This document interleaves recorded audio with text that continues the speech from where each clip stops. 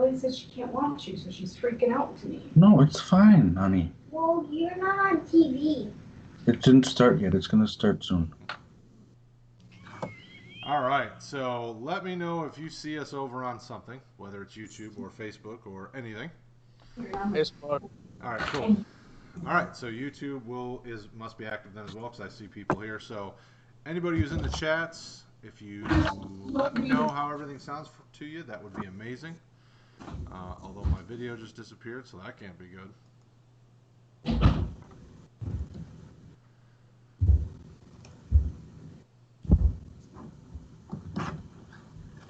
All right, I'm going to start talking. Someone let him know it had started. Yeah, we know that. We're just trying to get everything in order.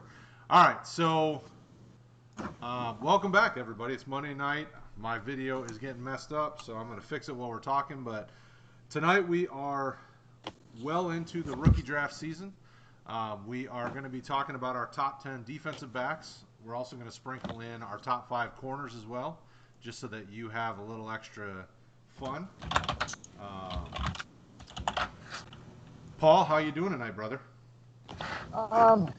Solid. I mean, Monday night's always, never fun. It's like, hey, I work the rest of the week, but, I don't get to take off. But, besides that, it's a fun weekend. Get to go out golfing soon, and, yeah, life's good. How about you guys? Until I got everything up and running after a crazy day, I'm doing all right. Glad to be relaxing and talking some fantasy tonight. I hear you. I'm definitely excited as well, especially this topic. We always like talking about IDP, but talking about the defensive backs is always an interesting conversation, especially the way that we all see them. I looked through at least mine and Craig's top 10s, and there's some differences and some similarities, but I think it'll be a fun conversation. So far, if you haven't checked out on YouTube, we have our top 10 defensive linemen as well as the top 10 linebackers, and we kind of break those down and talk about them. So check those out. Because we got started a little late, sorry guys, we're going to get rolling. Oh, we already have a question, so that's always a good thing. Blake over on Facebook. I have Jordan Poyer. Let me know if I should start him or Trey White. So this year, coming into 2020, who do you like more, Jordan Poyer or Tre'Davious White? I'll start with you, Craig, because I know at least one of these guys is on your top 10. Like we say every week, it's really scoring situation dependent. Cornerbacks get a lot higher sort of bonuses for things over safeties, where a cornerback may be more on average viable starter. White could be in consideration. I know in a lot of leagues he had quite a few points last year, but for me it's Poyer. He gets a lot of tackles, quite a few solos. He is on my top 10 here that we'll get to tonight, but he also, he's going to get you a couple sacks, tackles for a loss. He gets forced fumbles, interceptions. I mean, he's sort of a do-it-all guy. So for me, it's Poyer. Paul, what about you, brother? What do you think? Are you Poyer or are you White? Poyer. As far as a 2020 only, yeah, I would be playing him. The floor is a lot safer.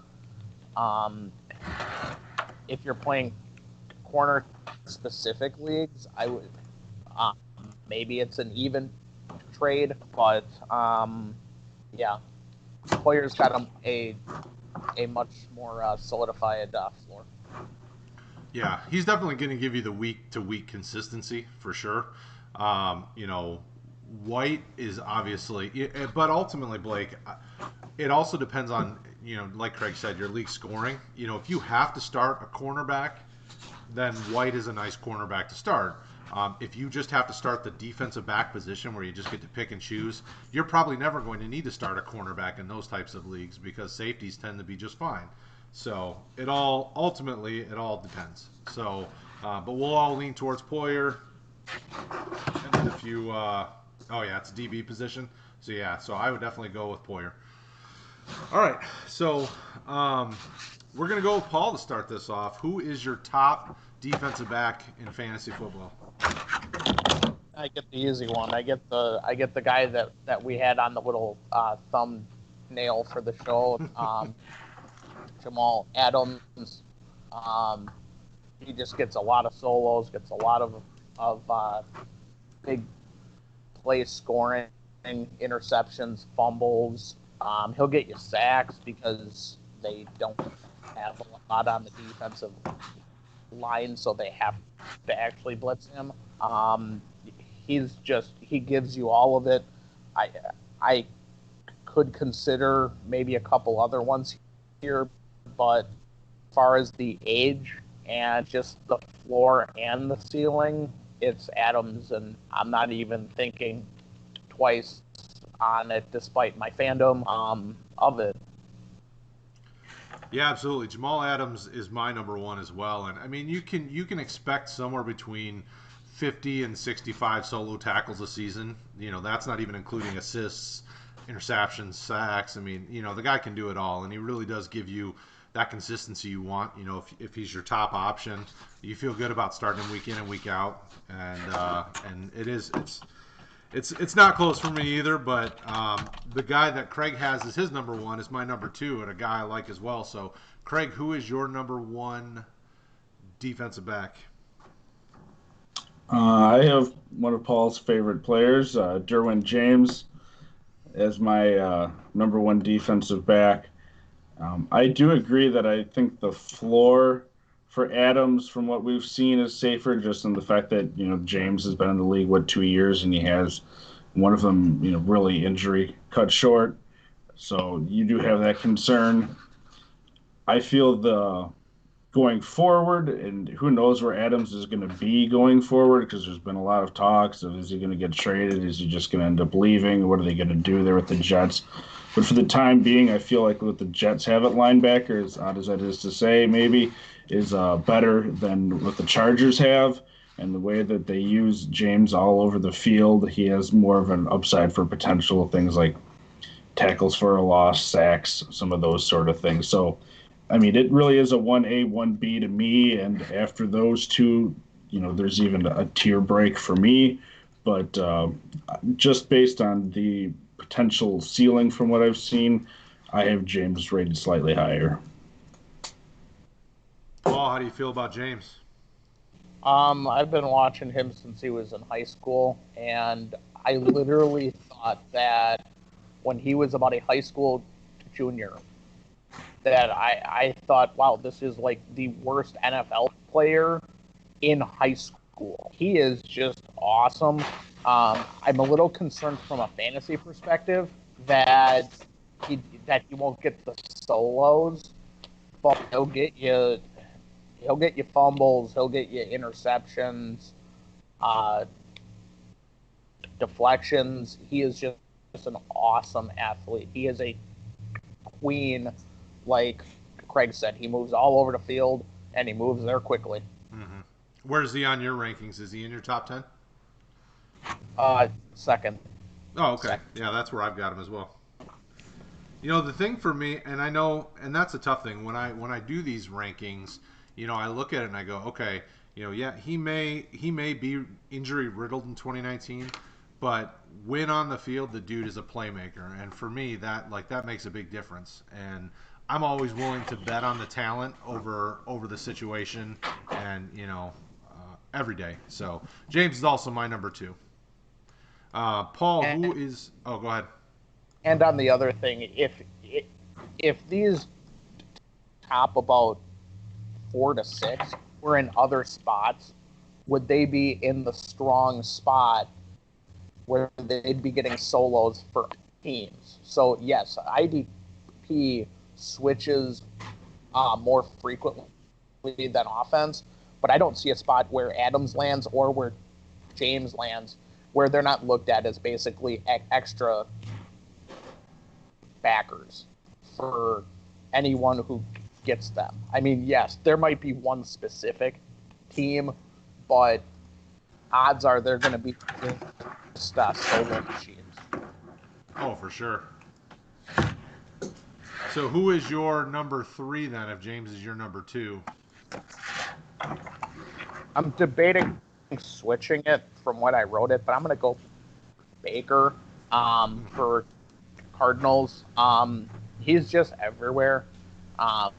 I I thought that when he was coming out, he was a top half of the first, and yeah, I feel pretty solid about that right now. Seeing the on-field work, he just you can ask him in playing free. You can ask him to blitz up the middle. You can ask him, hey, we're putting you on the tight end, and quite frankly, if it's the Cardinals versus San Francisco, I'm thinking about if I want to not have Kittle out there, which you would have to have something else to make me switch that for actual fantasy. But he is that good that you go, all right, your normal ceiling for Kittle is 100 and a score.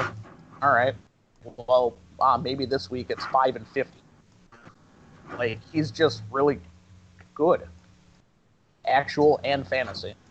Absolutely. Yeah, and it looks like he's Craig and mine number 3 as well. Craig, you want to add something to Buda Baker? I know he was the number 1 scoring DB in 2019 in some formats.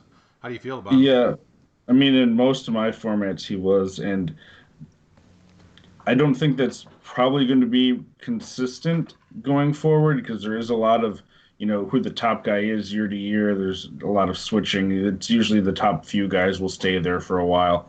But, the thing to consider about Baker last year is because of that abysmal defense in front of him. I mean, he had over 100 solo tackles, which is just unheard of for a defensive back. So I don't, especially with having Simmons and them going and getting Campbell at linebacker, I don't see him repeating that. But like you guys said, the skill is there, and he has had the production over time where I think it's going to maintain being a top tier safety defensive back. Easily. I'm a big fan of his, and and Arizona's adding a lot to that defense as well to help him out. I mean, going and getting Isaiah Simmons, I think is going to be a big get, especially if they kind of deploy him in the middle of the field. They're going to start funneling some of those plays in Baker's direction, and he'll get a lot of solos, which he already does get. Baker's easily still going to be in the conversation for kind of the top DB for probably the next few years. I mean, the guy's still super young. Craig, who's your number 4 defensive back? My number 4 is Landon Collins over there at Washington, and he had for the first year his solos went down a bit from his heyday with the Giants last year. The Giants continually had a mess at linebacker, and even Washington last year they didn't really have. Sorry to the Cole Holcomb favorites out there and stuff. I do like him for a linebacker, but they don't have a whole lot as far as production at linebacker. Last year would help him out, and he's shown throughout his career. I mean, he has one season without 100 combined tackles, so he's going to be getting you those tackles. And like you had mentioned at the start, Brad, consistency. Really, I mean, unless you have a insanely high-scoring big play league, you really want to be looking for that consistency, at least to me, out of your defensive backs where all right, I can count on 5 to 8 points or whatever out of this guy because generally speaking, they don't score a whole lot. So when you can find someone that consistent, that's also going to get you tackles for a loss. He's got some big plays behind his belt too. I don't have him as high as the others clearly on my list because I think in the situations, partly their ceiling is higher. But, if you get Collins as your DB1, you're going to be happy. Yeah, absolutely. That was my big thing. I've actually got him at 5 on my list, but, he's good for like 70 tackles solos a season, 60 to 70. And unfortunately, he's not got a lot of interception upside, but depending on how Ron Rivera deploys him, maybe he adds some sacks into the mix. Maybe they do some things with him that adds other value, which would push him up the board. I mean, even if he just added like 2 or 3 sacks a season, you could easily see him, kind of move up to, number 4, possibly number 3. Paul, how do you feel about Landon Collins, and is he in your top 10? He's number 4 for me. If we sorted off the floor, he'd probably end up being second, just behind Adams. Yeah, he's not an interception machine. He's shown that for the past 8-9 years. Yeah. But he's just going to get you solos, and it's if you're versus him, you're just sitting there going, next one's across the middle. Yep, landed on the solo. Next one across the middle, receiver. They're playing zone, landing with the solo. It's his floor is just so incredibly solid, and I don't see them as someone who becomes good that he's not on the field. Also, if they are going to not have Simmons and get Young, there's going to be lots of short throws that they don't have anything else up the middle. I mean, like Craig said, Holcomb is what he is.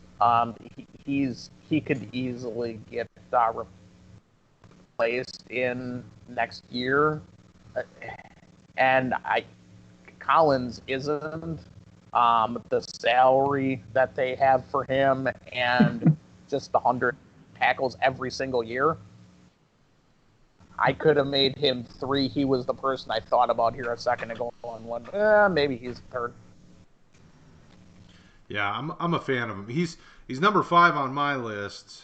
Number 4 for me is a guy who really needs to be outside of my top 5, but I love the talent, and that's Keanu Neal from Atlanta. Dude can't stay healthy. He hasn't had a healthy season since 2017, but I keep putting him up here hoping that, at some point he bounces back.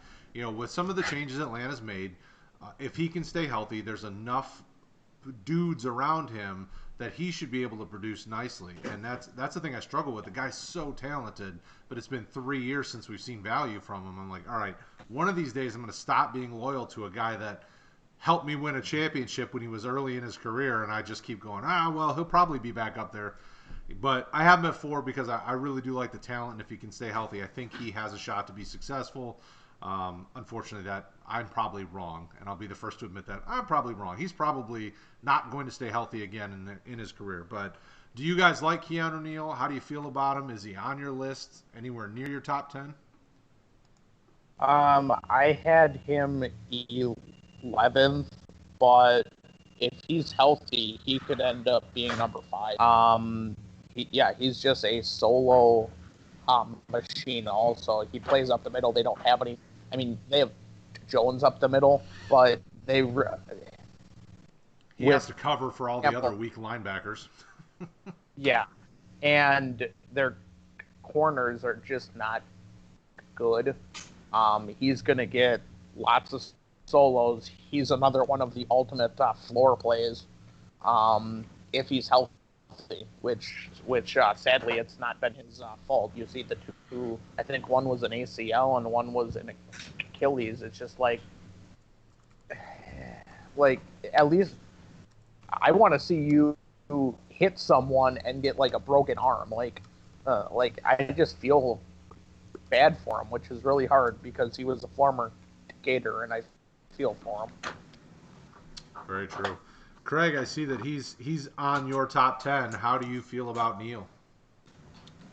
Kind of like you said, he's been snake bitten, but the talent and the potential value of a guy like that, who in a lot of leagues where you don't have really deep IDP benches, most teams aren't using him on a IR spot for a season or two. You can probably go out in a lot of your not so deep leagues and find a guy like him on waivers or free agency, however your league does it, and he's worth a shot if you got the bench space because, like we're talking, we all have him in the top 11. If you can get a guy like that for free and, you have no investment, if he ends up getting hurt again, throw him to the side like whoever else did before him.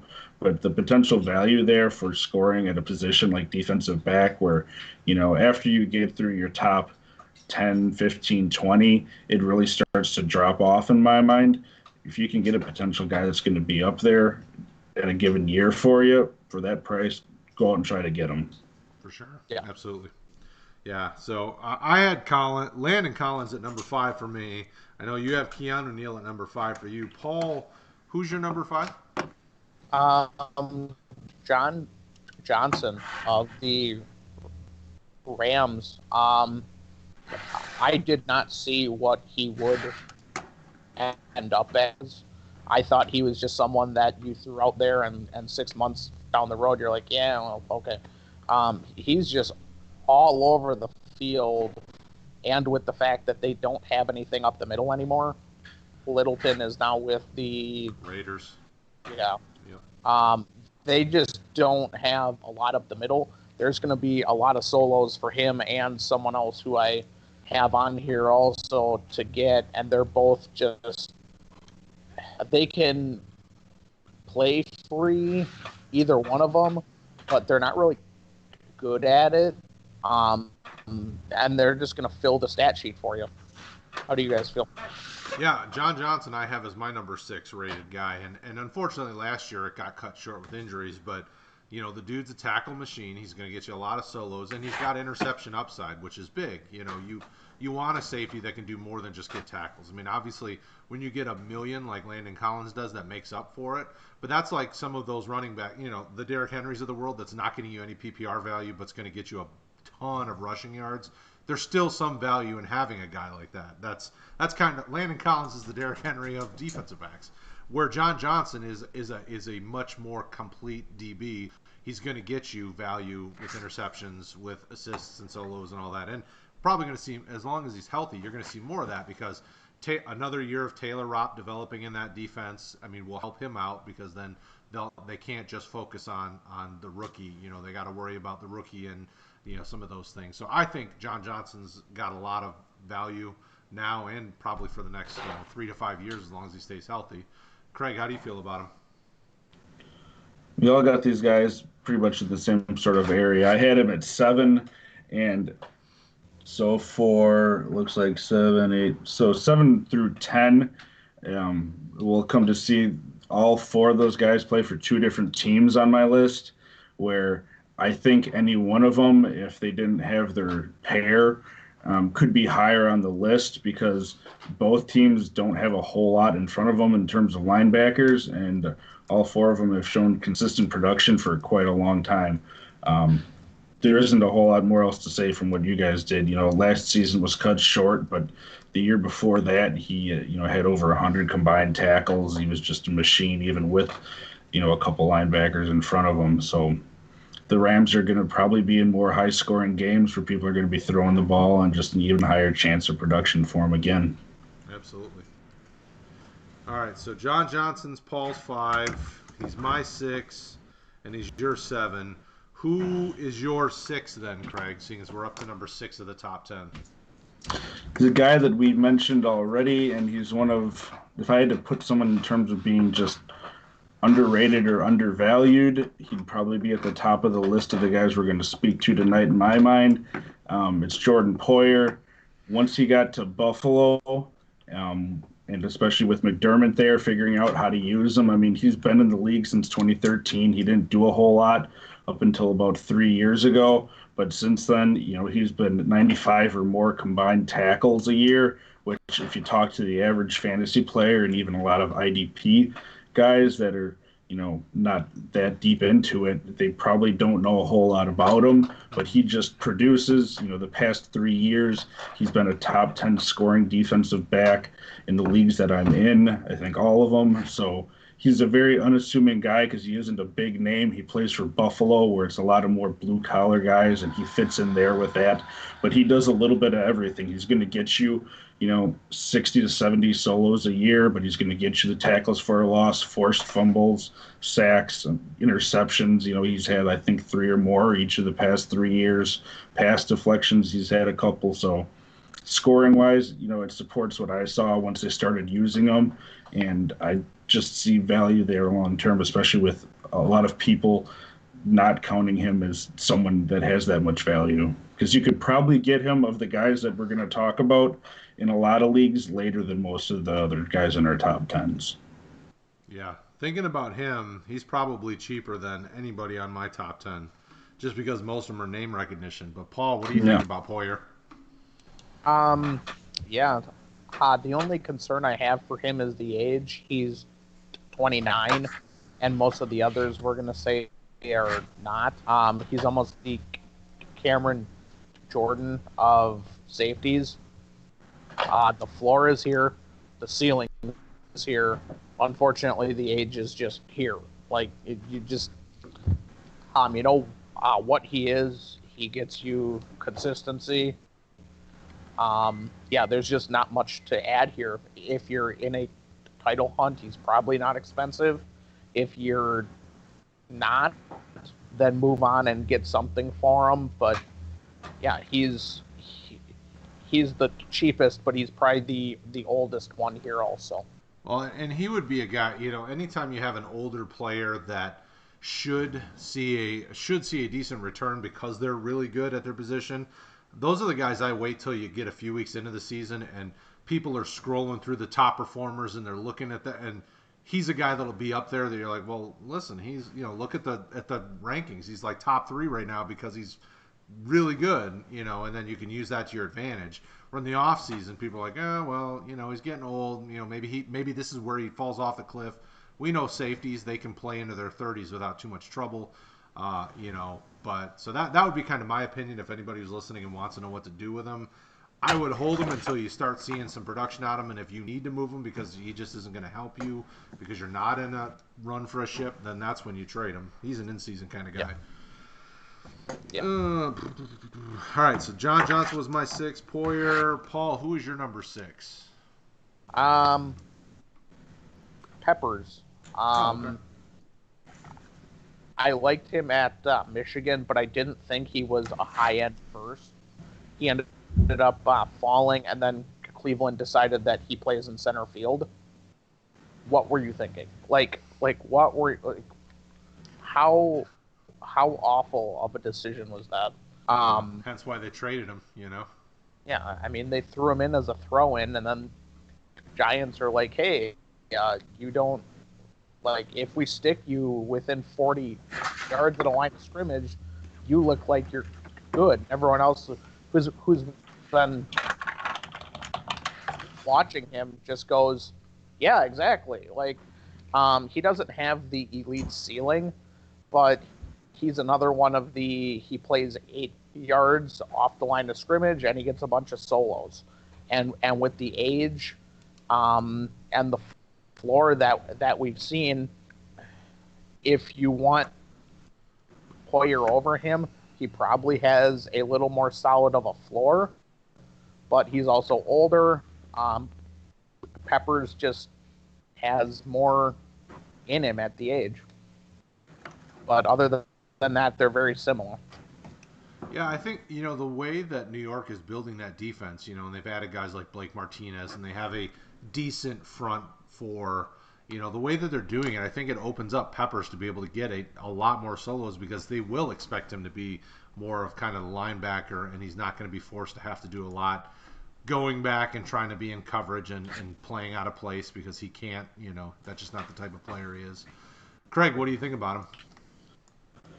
I like him, and he'd probably be, if we did that in the 11 to 15 range for me. And I tried looking at a lot of this, and, for Cleveland, his stats I didn't use so much, but I sort of looked at how they had used him last year. And just, again, I try to go with consistency more so with defensive backs based on how I get them and the leagues that I'm in, the scoring for him.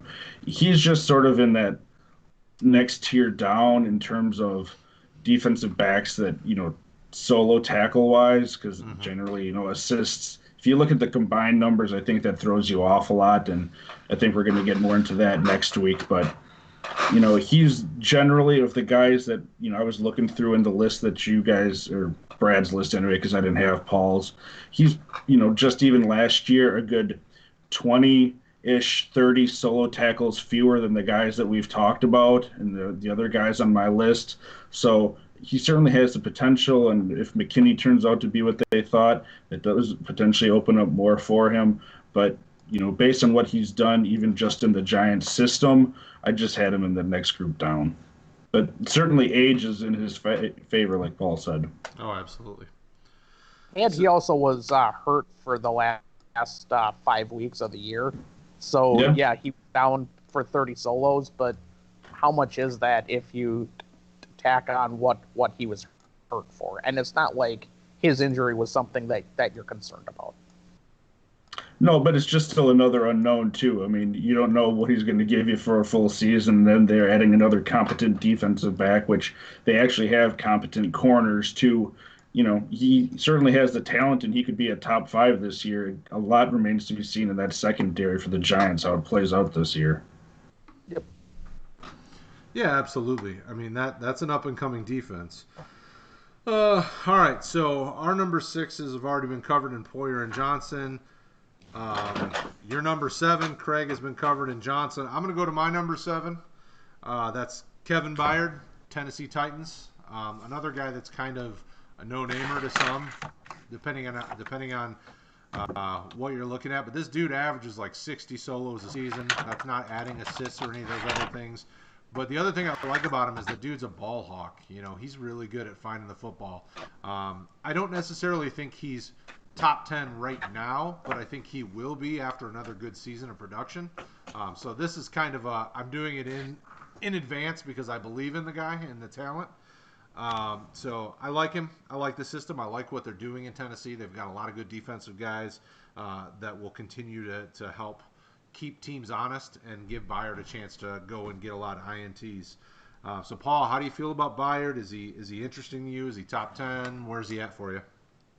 I think I listed 15 and I didn't have him on there, and I could honestly rank it as the top 4, and then 5 through about 20 for me are almost all in the same for me as far as dynasty rankings. He is only 26. He can play free. He can play box. He's a solid athlete. Yes, he does get you solos. They don't have a lot else. I guess my only concern is the fact that they have Brown and Evans in the middle who soak up enough of the solos.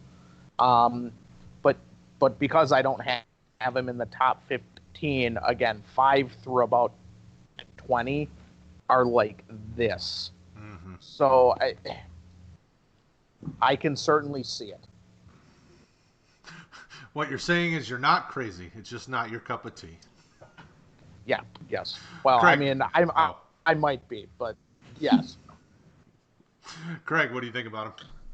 I had him in a lot of leagues that second year when he had that huge breakout season, and I don't know if with how few teams that I'm in, I should know if I still have him. I don't think I have him anymore, but he's certainly right there, probably like Paul said, in that 11 to 15, 20 range for me. One of the things that you mentioned, he's very consistent if you look at his stats since that breakout year, and that is something, again, we're stressing that we like, but age is also in his factor. I mean, he's only 26 or 27.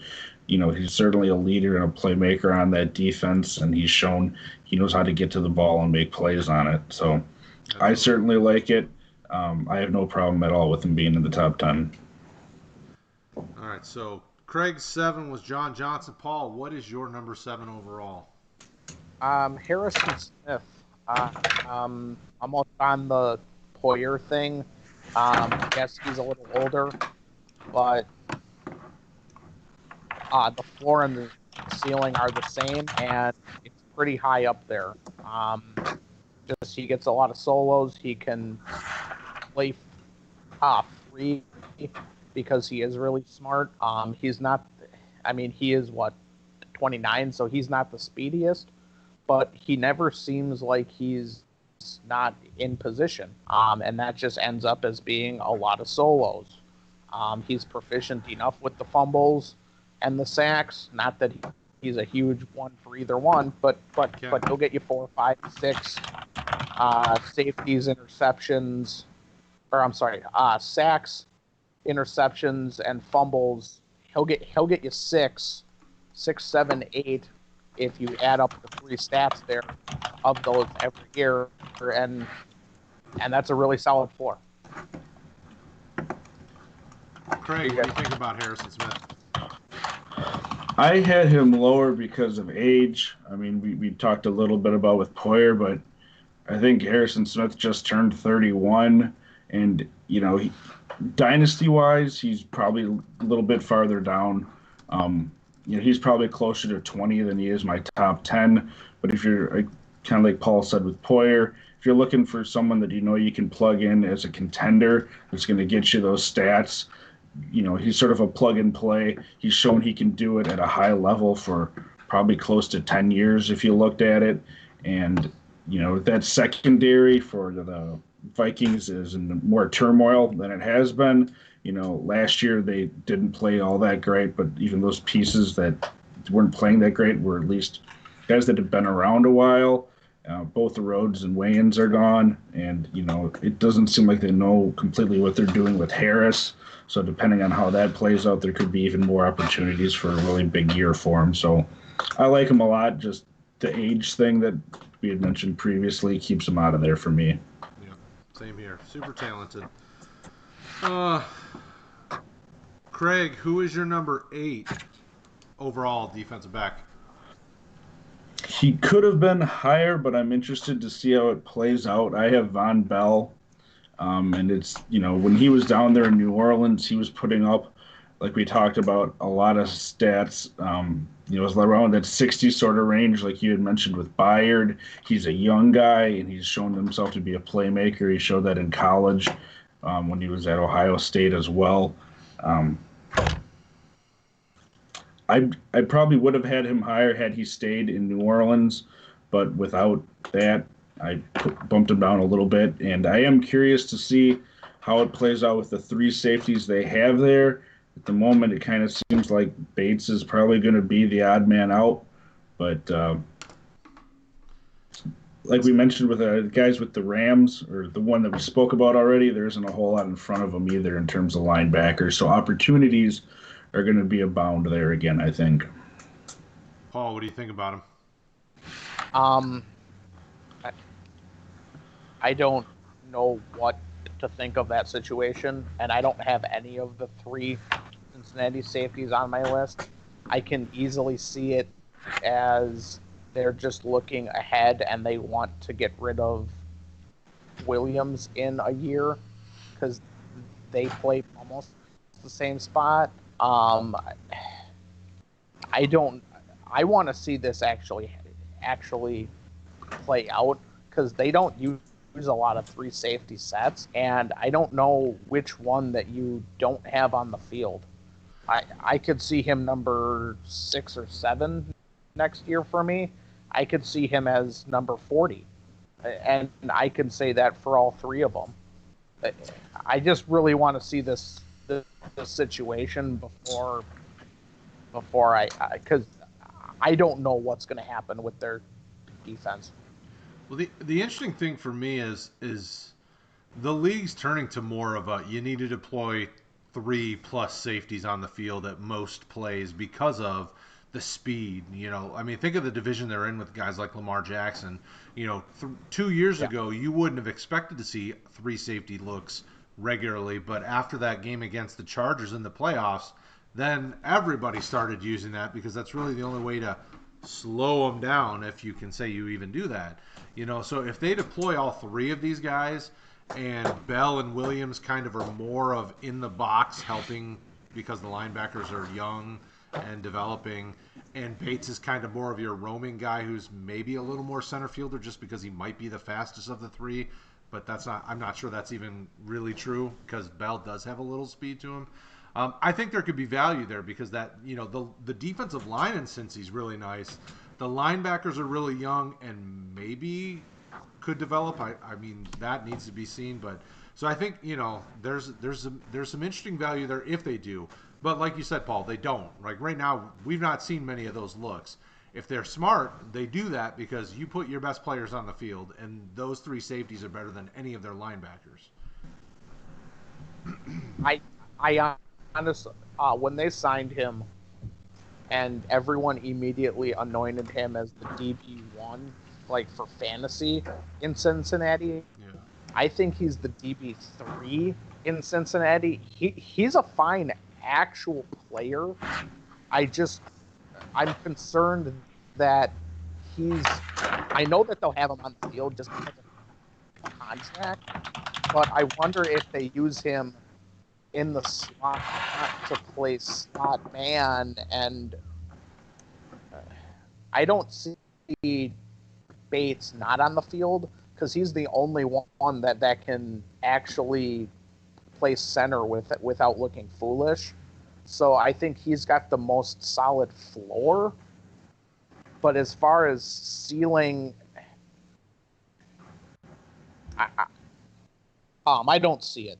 But he's been a fine actual player with the Saints.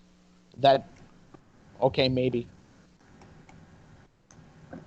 Fair enough. I mean, that's the interesting thing about a guy like Von Bell. You know, the potential is there.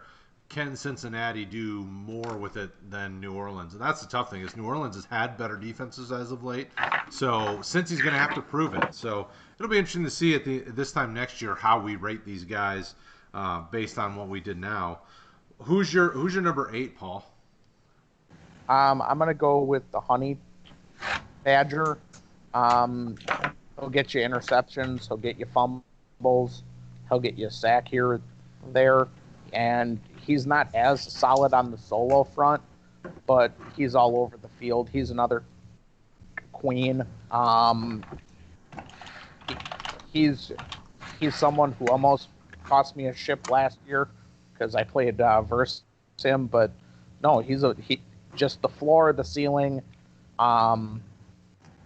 He's 28, I think, but he's just someone that you want to own, and you put him in there, and you say, "All right, I'm starting you because I start you every week." Yeah, he is also my number 8 as well. You know, my notes to myself were the dude's going to average probably around 70 solos and get you sacks and interceptions, and that's good enough for me. Craig, what do you think about Tyrann Mathieu? I was really big on him coming out of college and made an effort to get him in every league that I could and had him for a good while. I see his value a lot more in big play leagues. Like Paul said, you know, he gets a lot more of the sacks, even tackles for a loss, interceptions. He's just a ball hawk. That's what he was in college, and that's what he was when he came out to the NFL, and he's stayed that way. It seems like he's older than he is. To me, it seems like he's been in the league for 10 years, even though I know he hasn't. But again, probably in that next group outside of my top 10. I like the player a lot. Nothing bad to say about him. Yeah, absolutely. All right, so then who is... Oh, were you going to say something, Paul? He is more of a scoring... If you're playing heavy solos, he's not this high, but if you're playing high interceptions, sacks, TFLs, fumbles, I can stick him at 5 and be okay with it. Yeah, absolutely. Craig, who is... All right, so 8 was Tyrann Mathieu for both of us. Who's your number 9 defensive back? The other guy that I think has value for this year in Cincinnati, and we'll have to see from there, but Sean Williams, I mean, he's the guy that right now they have been, and they're still paying a good chunk of change this year to be a safety, so I don't see him coming off the field. Stats-wise, the past 2 years, he's had a really high floor. I think he's somewhere around 80 total. Yeah, it's around 80 solos. Plus, he gets you those other things that we had talked about. You know, he's had 2 years ago, it was 5 interceptions. He's getting you pass deflections. So it's the same sort of thing that we talked about. In terms of my rankings, you can tell I'm just sort of banking on Bell and Williams being the guys. And you know, we'll see if that pans out. But well, we know that Cincy should be on the field. Their defense should be on the field a lot. So, especially as Burrow is developing. Paul, how do you feel about Williams? Is he in your top 10? I don't have him in there, and I don't have him in the top 15 either. Just because I'm concerned if he goes somewhere else, if he'll be that box safety. But I also I don't see him with Cincinnati beyond this year, and he's not overly old. What is he, 27? no, 29. 28 or 9, yeah. It's almost 29. Still got a few good years left. Yeah. But he's also good in actual football, where it's not like if you're 30, almost like Harrison Smith, that you're on the field. I don't have a huge issue with him. I just have an issue with how that Cincinnati D is going to actually have the fantasy points be split up. That's all. Sure. Yeah, he's not my number 9 or my 10, but he's definitely a guy that at the end of the season could be top 10 in value wise because he does. I mean, he gets a lot of action and he's really good securing tackles. He'll get you interceptions. He'll get you a lot of those different things. So, Paul, who's number 9 for you if it's not Williams then?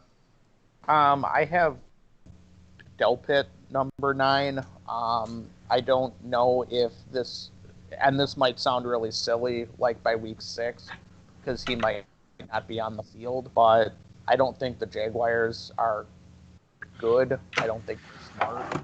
And I don't think that they actually know what they want. And when you play safety on some of these teams, there's a lot of solos that can be had. I'm concerned that Schobert soaks up a lot of solos, but other than that, they don't have a lot, and they should be on defense frequently.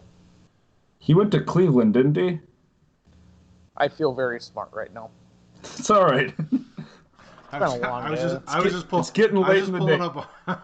pulling up our lands. Anyways, but I mean, he's the Why? best safety in this class. Like he's one of those guys that in my rookie drafts I'm targeting because Delpit has a ton of upside, no matter what defense he's on. But being in Cleveland, he actually should be a starter from day one. So we probably can fix that for you. You know, he has nobody really competing with him because they got rid of his competition. You know, Jabril Peppers isn't there. I mean, there's really no reason he can't be starting immediately. Craig, how do you feel about Delpit? I think it's been a trend through the 2 prior ones that we did.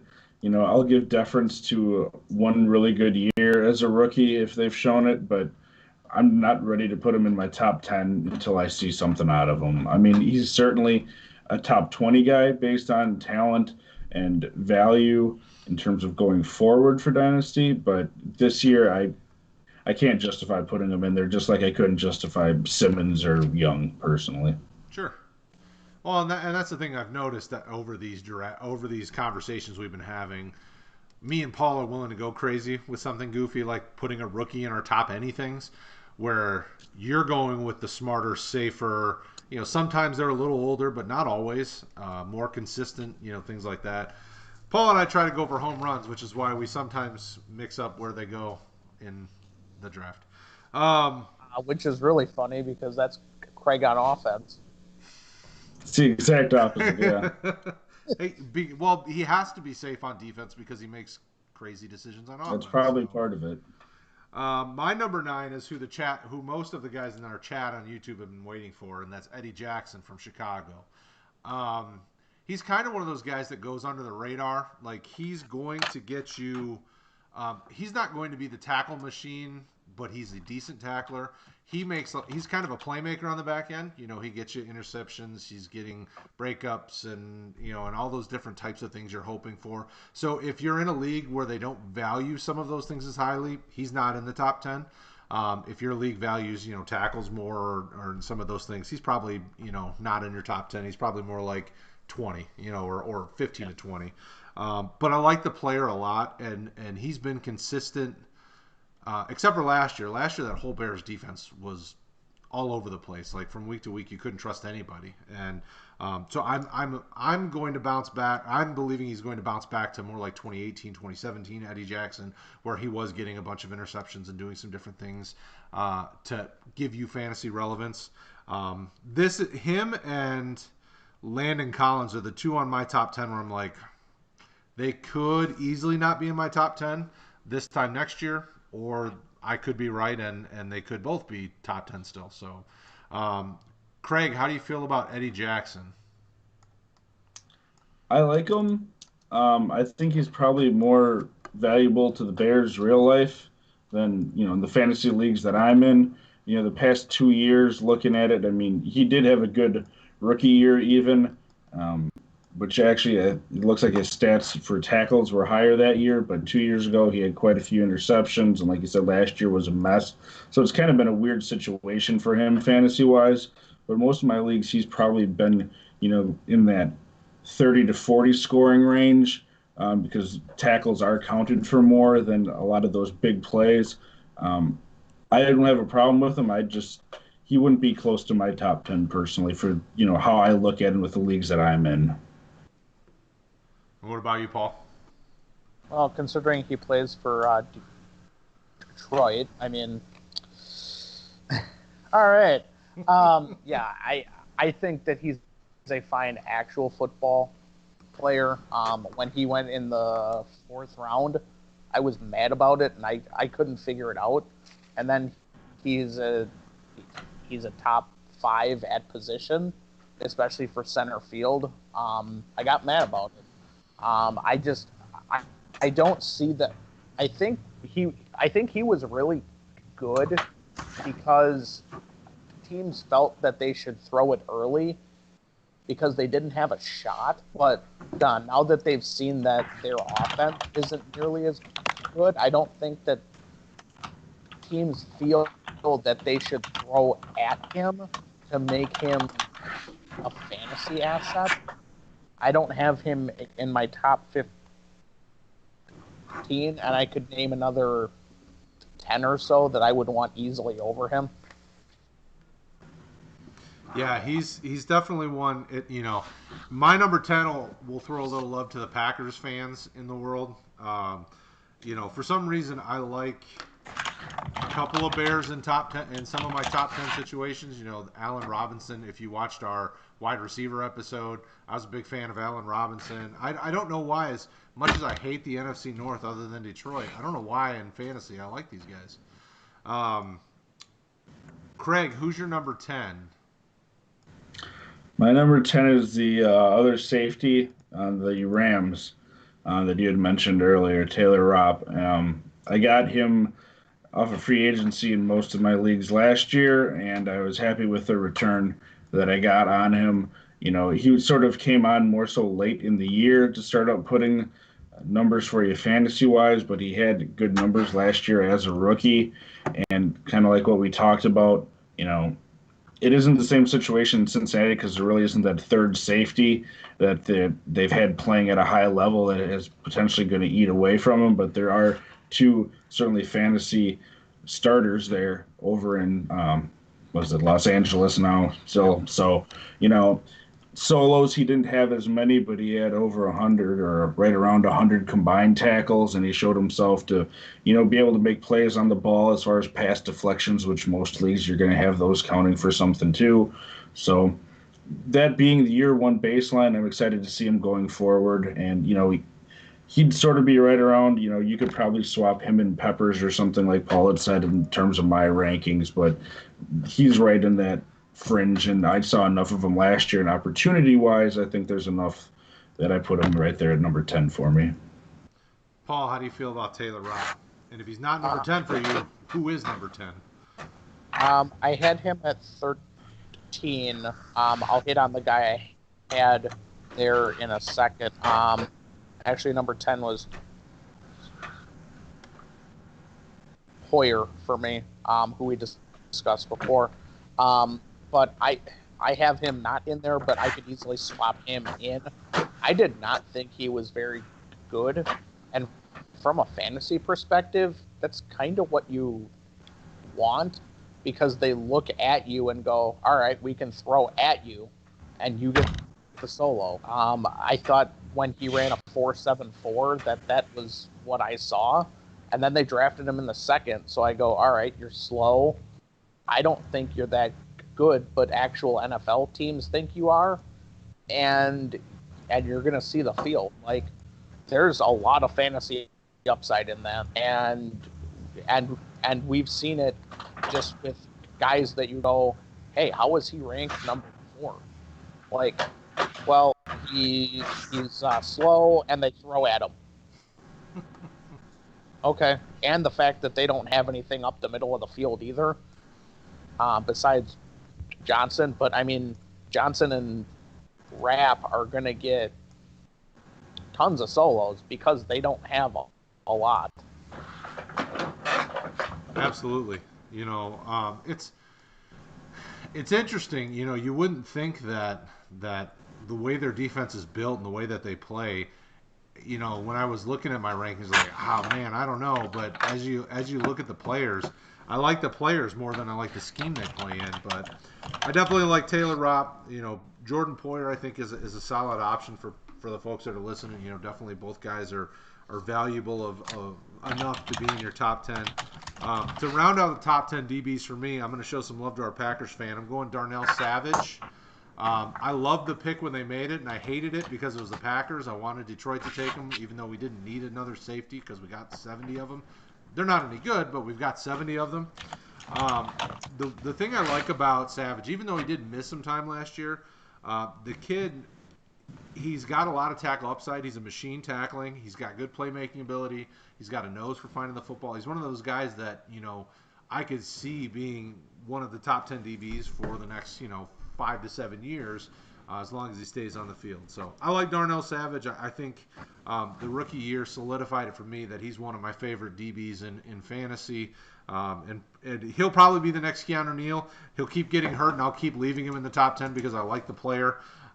So, Craig, what do you think about Darnell Savage? And is he worthy of top value? In any leagues that I'm in, you probably have to pay more than you'd want to get him just because of the number of Packer fans that I'm in leagues. I liked what I saw out of him, but given that limited amount of time and how good the defense was as a whole last year for the Packers, I guess I have some concerns over how much opportunity he's going to have in terms of tackles. He certainly could, again, if you're looking at a big play league, he showed a nose for the ball last year, which will help you out if those are the sort of leagues that you're playing in. I'd like to see more what he's going to be doing in this second year before I put him in there. Sure. Paul, what do you think? I can see it. I'm not as high as you guys or as you are, but I can certainly see it. He's a solid hitter. He's really smart. He'll get interceptions that he shouldn't because he is smart. I can see him at number 5 next year. I can see him as someone who's a better actual asset than fantasy asset. The only league I own him, he's my DB like 7. It's insane, but he is. I remember watching the draft, and Craig will get behind this. There were 6 or 7 of us, and I was the only one who watched any film on him, and I was upset when we made the selection, but looking at it in hindsight, okay, I see what they're thinking. He's going to always be sitting in the strong spot.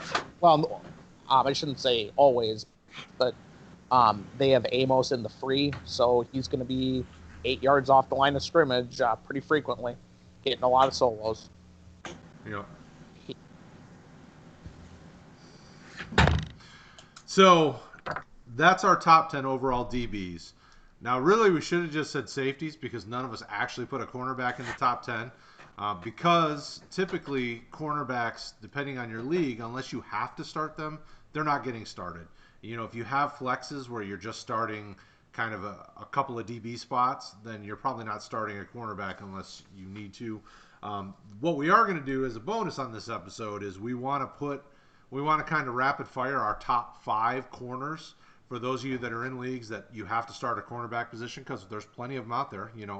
I'm in multiple IDP leagues where you have to start a cornerback. You have to start a DN, D tackle. I mean, every position has to be started, which I like those better anyway. They make you work harder. So we're going to kind of quickly, probably no quicker than we did our safeties, but we'll go through our top 5 at the corner position. Craig, I'm going to let you go first, although I'm sure we all have this guy in our top 5, but go ahead and start us off.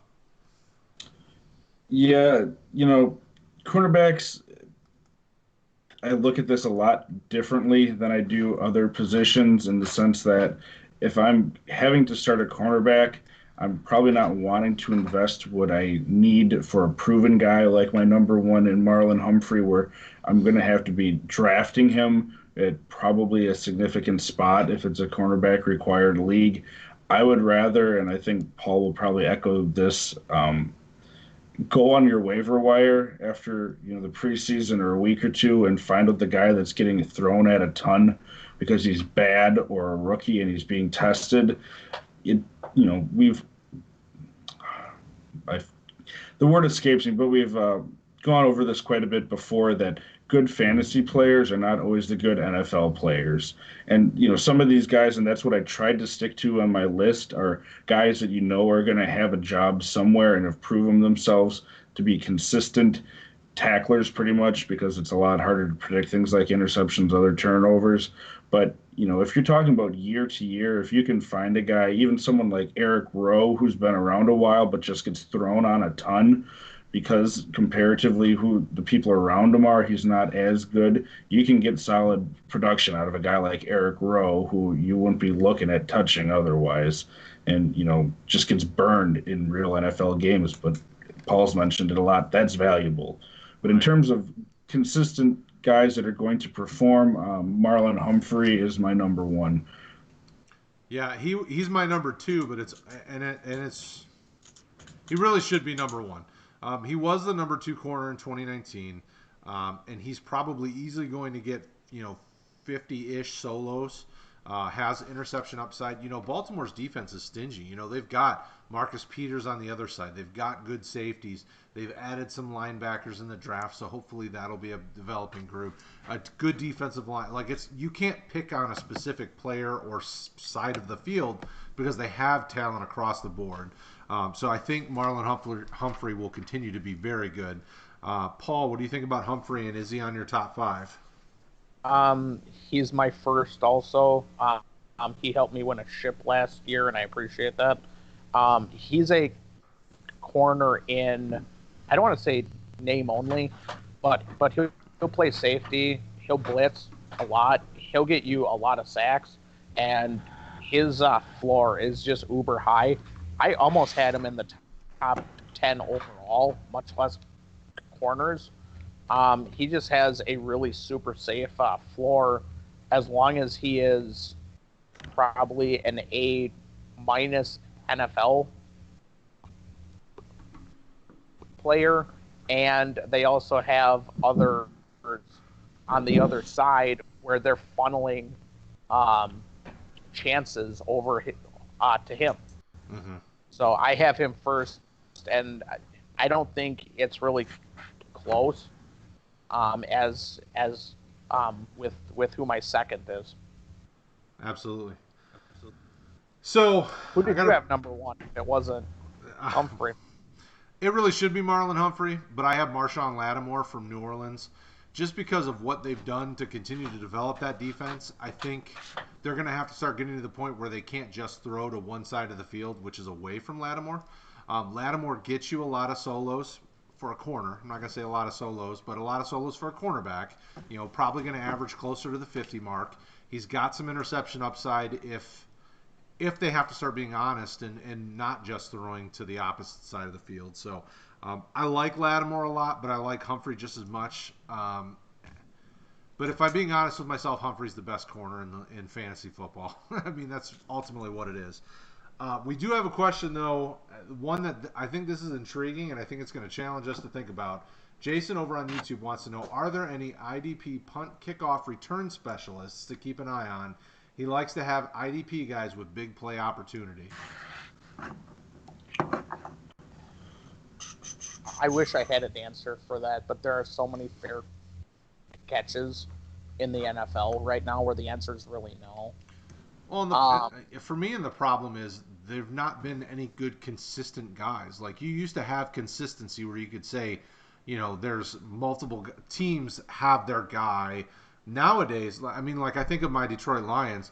they keep throwing Jamal Agnew back there, but he's not good at returning kickoffs. He fumbles the ball too much. I mean, things like that. Like, it's hard to really say, okay, this defensive player is going to get you some good return yards or even break it for a touchdown. And with the way they changed the league, I wouldn't be surprised in 5 years if there aren't kickoffs anymore. Yeah. Craig, what do you think? Do you have a guy? Oh, yeah, XFL, yeah. Yeah, the XFL, once every 20 seasons, is just like, nope, the NFL, you're doing it wrong. Watch this. And then 5 weeks later, they're just not playing football, but there's always something you're like, XFL, right there. Absolutely. Yeah, I mean, if we're just using that, I mean, I had to pull up a list here, like people with return yards last year, and most of them are offensive guys. I mean, and it's going to vary year to year on who gets brought in because a lot of times they're going to put a younger guy out there. I mean, Dallas did it for Dez with quite a few years there when he was younger on like punt returns, and he was good at it. But you don't want to be putting your expensive, valuable, nice pieces elsewhere for the most part out there. So I mean, if you're looking for a league that just does return yards, like if that's a specific position, I mean, you're going to want to try to find someone that has value for you elsewhere. Looking at this list just off the top of my head, I mean, there's the one name that sticks out to me was Desmond King with the Chargers. I mean, he actually played on defense and would get you stats too, and he was one of the top, 20 or so, just looking at this guesstimating return yard guys for kickoffs. So, it's really hard if you have to start someone specifically for that. Most of the leagues that I'm in, where there's IDP and not that team defense, it's a bonus. But even at that point, if they're not getting you a touchdown, you're looking at 30, 50 yards to get you a point. So it really isn't that much of a bonus. Well, and also the other tough thing is, I'm just going through kind of the rosters to see. I'm going through our lads' depth charts to kind of see who people are projecting in. Most of the time, it's offensive guys. So if you're looking for an IDP specific that can kind of add that flavor for you, you're going to be hard pressed, and you're probably week to week you're going to be frustrated if you're trying to base your roster on that, because that's just such a moving target that I would probably just say, you know what? It's a wash to me. If somebody else is going to try to figure that out, let them waste the roster space with guys that could have kickoff or punt return potential. Most of the rosters I looked at, and I looked at only like about 10 teams while you guys were talking, they were all using offensive players. So it's like, I wouldn't even worry too much about it. Okay. Yeah. So good question, Jason. I mean, it's a good question. And we could probably write an article breaking it down. I'm just not gonna. Because I see that leaving the league quickly. And one of the few guys that it seems like was a defensive name that stuck out to me, Brad will be familiar to you, but he doesn't do anything on defense, Jamal Agnew. Don't touch him. He's not going to get you any defensive points, but as a returner, he'd get you points. So if that's the only position that you're looking for, maybe it would really, really, even more so than IDP, depend on your scoring for return yards. Well, yeah, I mean, and especially with a guy like Agnew, he's a depth guy that they've brought in to do returns who can't hold the football. So it's only a matter of time before the guy's either cut or useless. So yeah. All right, so we talked about our number one and my number two. Paul, who's your number two cornerback? Byron Murphy with the Cardinals.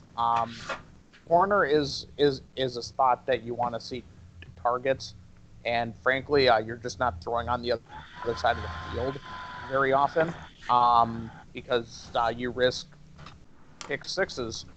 And Murphy, he's a solid hitter. He's solid in man, zone. He's always in position. Now, granted, you had some of the spots where last year he didn't know, but that happens with the young guys. Developing. Yeah, I just look at the floor for him. It's just really solid as long as they keep what they have. If they move Peterson in the middle of the season, hey, we'll see.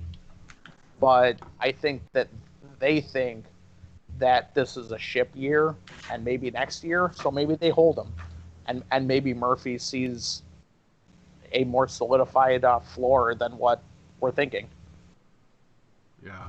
Well, and they took him high, so he's going to continue to get a few more years to develop, and he's a good football player. Like the guy will develop. He seems very smart. So I think time will tell, obviously, but he's going to get lots of opportunity to learn on the field because nobody's throwing at Patrick Peterson. Craig, what do you think about him? I know he's on your list. Yeah, I had him at 4, and it's a lot of the same reasons. I mean, they invested capital in him. He produced last year.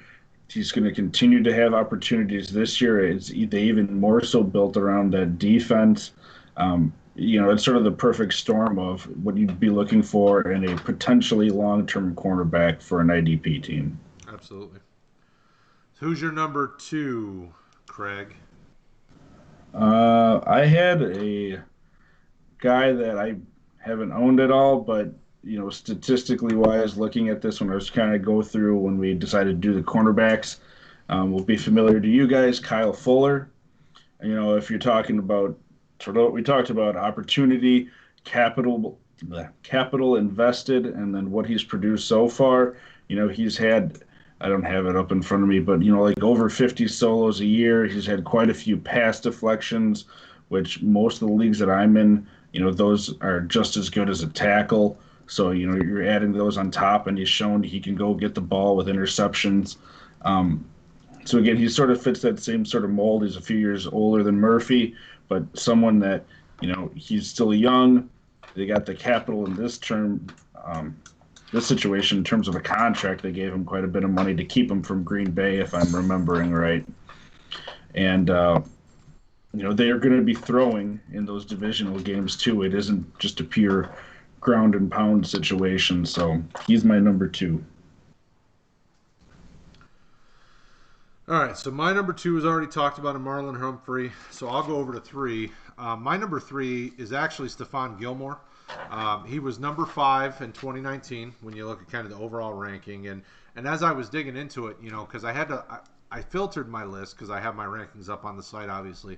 I filtered my list, and as I was kind of going through it, I was really surprised that I had him as high as I did because I figured there's no way that teams are going to throw to him. He's New England's best corner, but he surprisingly gets all over the field. He gets a lot of tackles. He can get some interceptions. Like, I was really surprised as I kept digging into him. I'm like, oh, okay, well, I guess there's a reason I have him as high as I do because he really is that good and he makes it work. And I'm impressed with him. I think he's still got probably another. I mean, I know New England's kind of retooling right now, but he's still going to see some consistent action and be this valuable for probably another 2, 3, 4 years. So I feel safe with him in my top 5. Paul, how do you feel about Stephon Gilmore, and is he in your top 5? I do not have him in my 5, but he's the older Marlon Humphrey.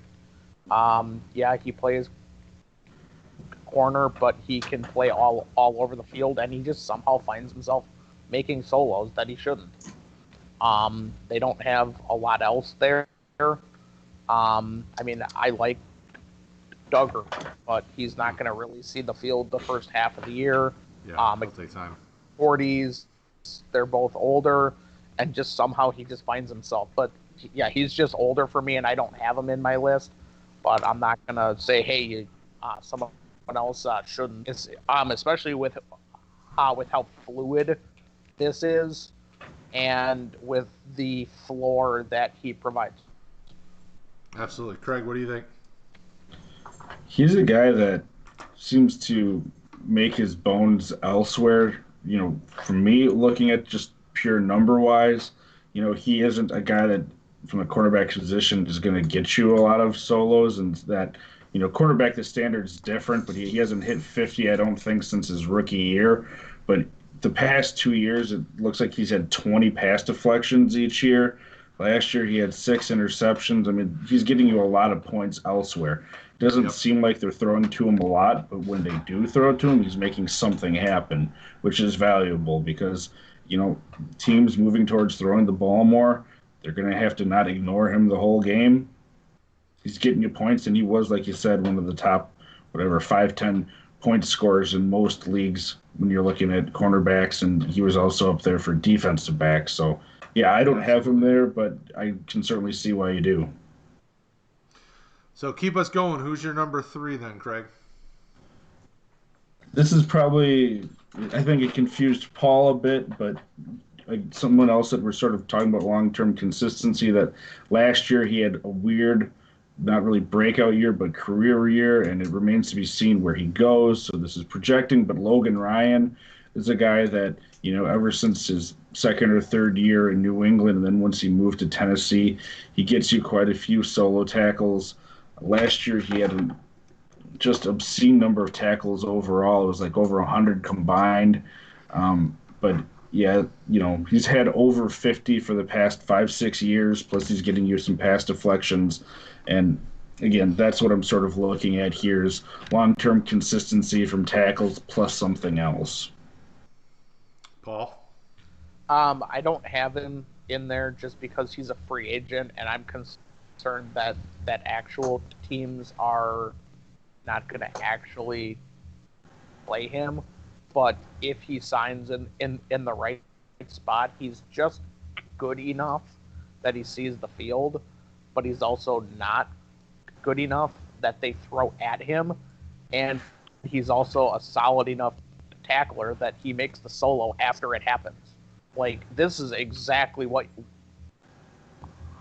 you want, and the price isn't expensive.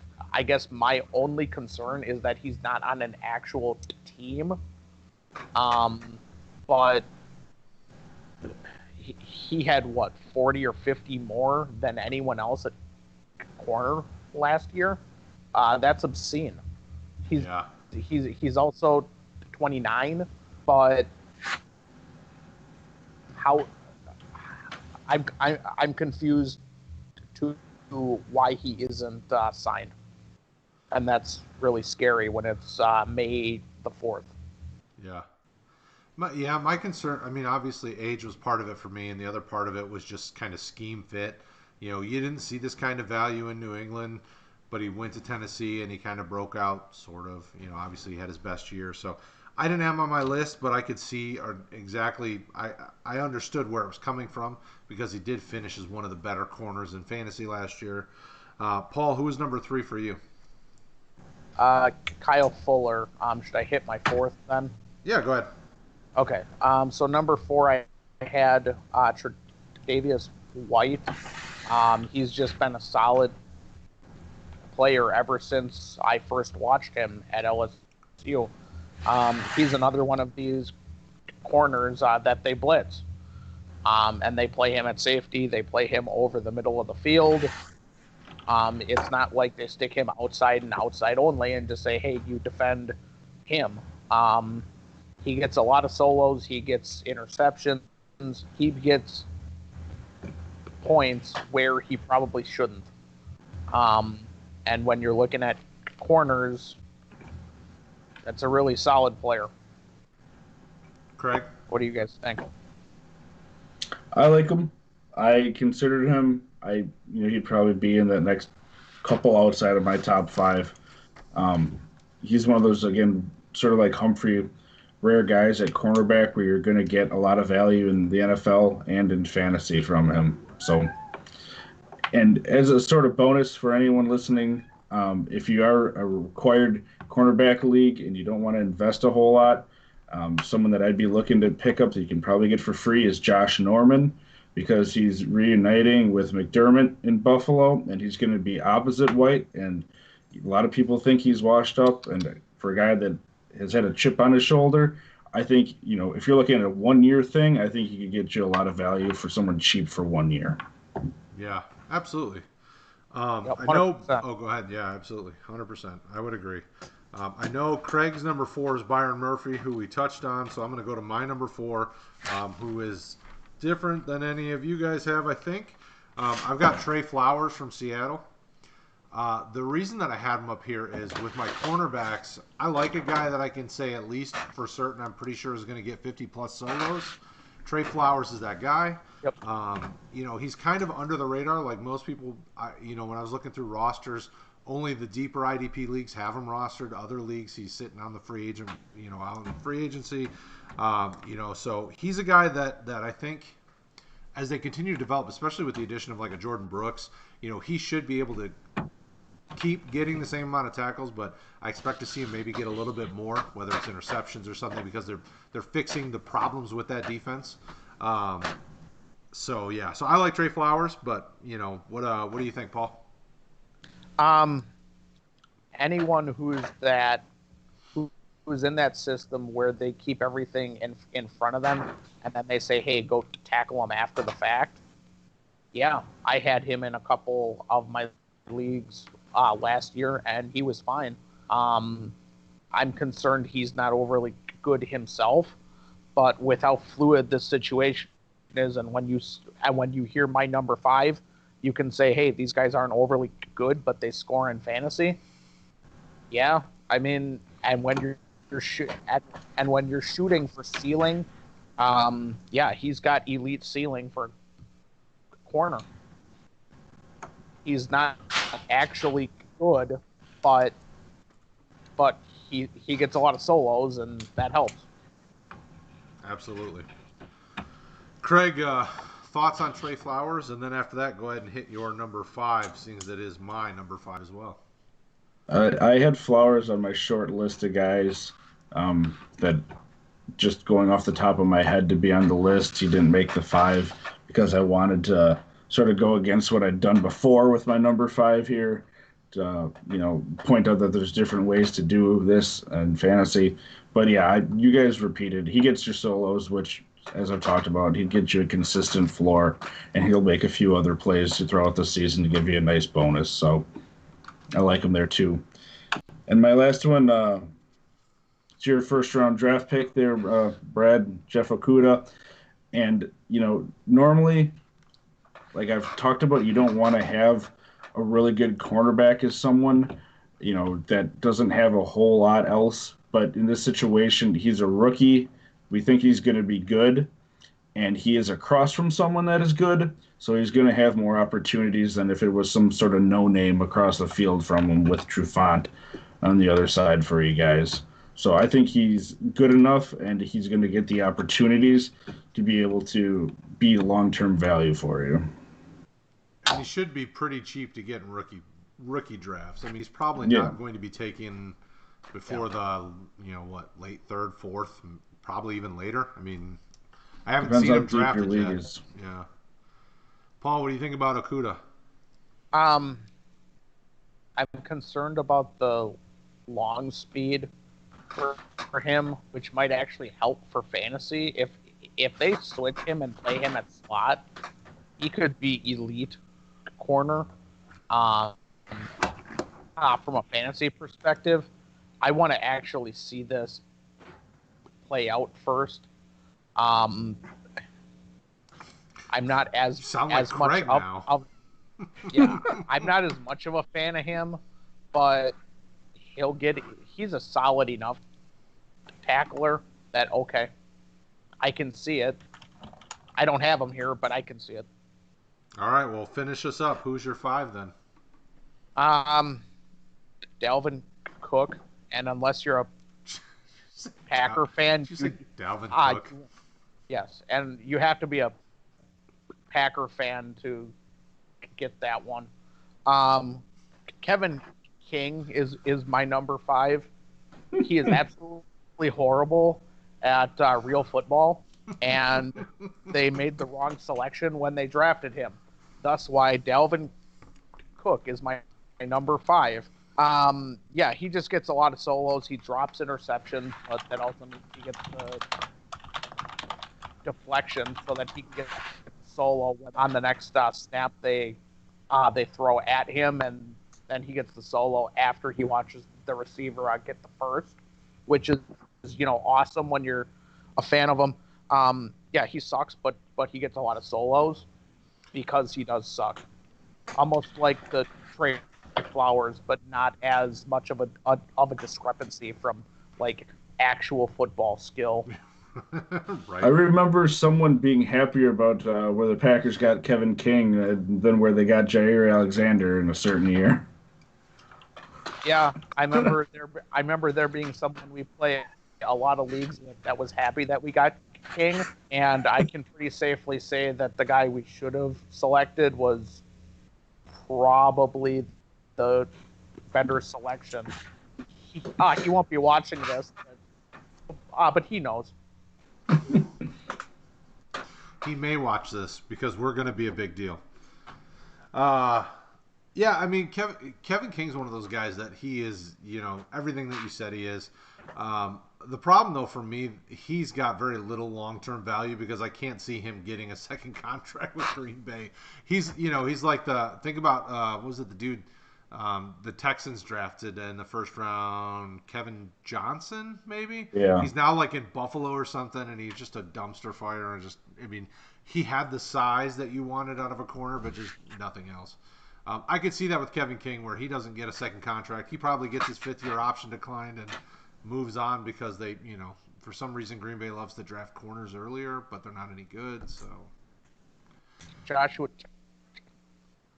Jackson was another selection that everyone around here was a fan of because they saw him with the interception versus Wisconsin and just thought, oh, this guy's going to be good. And I went, have you seen him play man? And I don't know what his snaps were last year, but I can't imagine that he played more than 50 defensive snaps. He's somehow worse than King. And the only reason I do have him number 5, I can see someone signing him and they still play him. Because if he does have the size that you can have him in the slot, so I'm not saying he gets signed and he plays somewhere on a second deal, but I don't see him being someone's 5th where he doesn't. So, like I said, this is he sucks, so you throw at him and he gets solos. well, and for your corners that helps. But Craig, go ahead and finish us up on him. I'll finish you up. I have no problem. And Paul's reasoning is a lot of what I said at the start here in terms of cornerbacks being someone that, is going to play and you can probably pick him up for free and plug him in and he'll get you points. But if you're looking for a sort of a perfect storm, since we're on Packer cornerbacks here, of something to look for. If you see a guy that there's draft capital in that really isn't good and doesn't have great size and just ends up being bad, think Ahmad Carroll. Ahmad Carroll would be a great fantasy player to have on your team. You don't want him on your real team, but if you can get him for cheap on your fantasy team to get you points because he sucks, that's what you're looking for someone just off the waivers. And that is why IDP can be a big crapshoot when you have to start corners because you can start straight trash and get value out of it. But that's also the fun of IDP. You can start straight trash and get value out of it. Yep. Where if you start trash in offensive side, you don't get value. Yeah. So yeah. So You have to have some skill. You can't just be straight horrible. Defense, you can be the second worst athlete out there and be fine from a fantasy perspective, and that's the fun and also what everyone else looks at and goes, yeah, this is really frustrating and I hate it. Absolutely. And yeah, I get it. Absolutely. All right, people. That wraps up our top 10 DBs and a special bonus top 5 corners. Which also now concludes our top 10s of IDP. If you haven't seen the other top 10s, Anthony Leone, go over to YouTube. We've got all of them on there. Find us over there on YouTube, and we can help you out. Now, Anthony, I will not respond to that, other than to say I'm not responding to that. Well, look at that. Joss has a question. So Joss Whedon, one of our faithful followers over here on YouTube. Dante Fowler, is he going to keep improving with Atlanta? Craig, I'm going to throw it to you because obviously we know Paul's answer. To me, and from what Paul's talked about of him in college, it's given me the impression that it hasn't changed since then. He's not a guy that I would have wanted to invest money in and expect to continue to get better or maintain.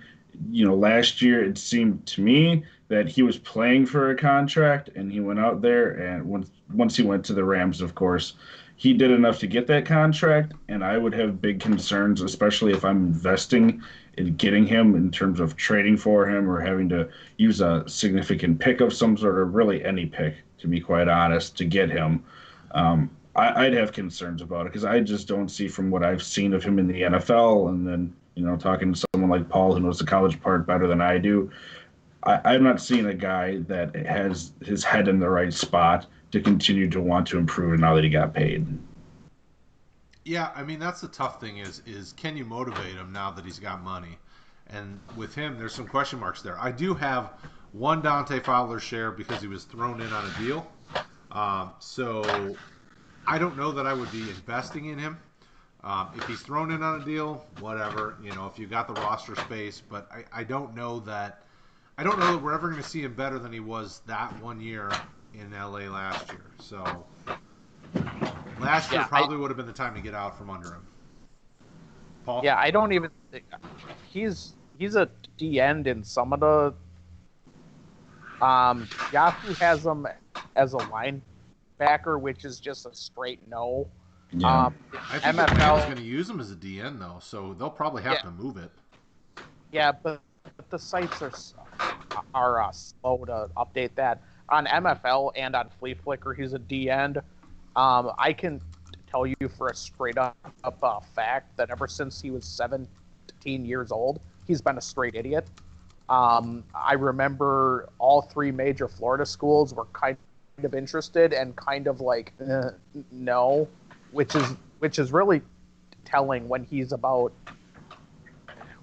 top 100 athlete and all three local schools are going maybe. I mean, he's got a lot of natural skill, but he just doesn't care about football. He's too interested in everything else. Which one of his baby mamas has drama? So there's a maturity issue, is what you're saying. He really needs to develop a lot of. Yeah, he's been an idiot since 17, and that's a minimum. Yeah. So I mean, what you're hearing is, I'd look elsewhere. But to follow up on it, he did say he's weighing between him and Brian Burns, and I responded, Burns easy for me. Even though Matt Rule's changing that defense, Burns at least has the upside and potential to develop. Yeah. One's a failed first who might work out. One's a guy who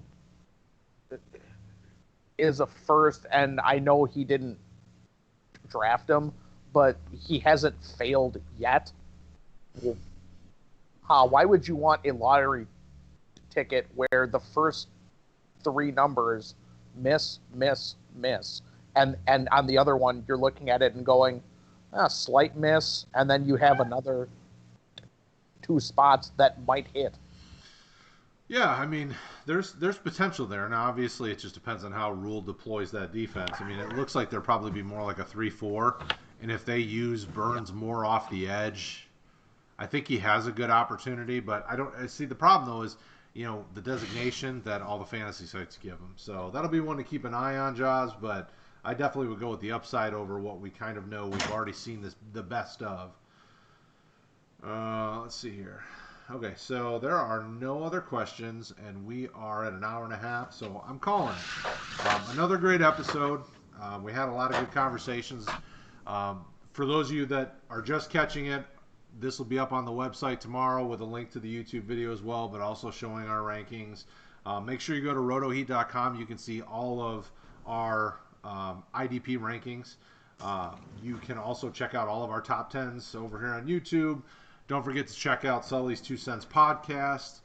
Keep checking out the website. Go to the Facebook group if you want to talk to Paul, Craig, and I. Go to Discord if you want to talk to Paul, Craig, and I. Those are all on rotoheat.com if you want to join us there. And make sure you follow Craig and I over on the Twitterverse or Twitter world or whatever it is. Because him and I both are on there. I don't know.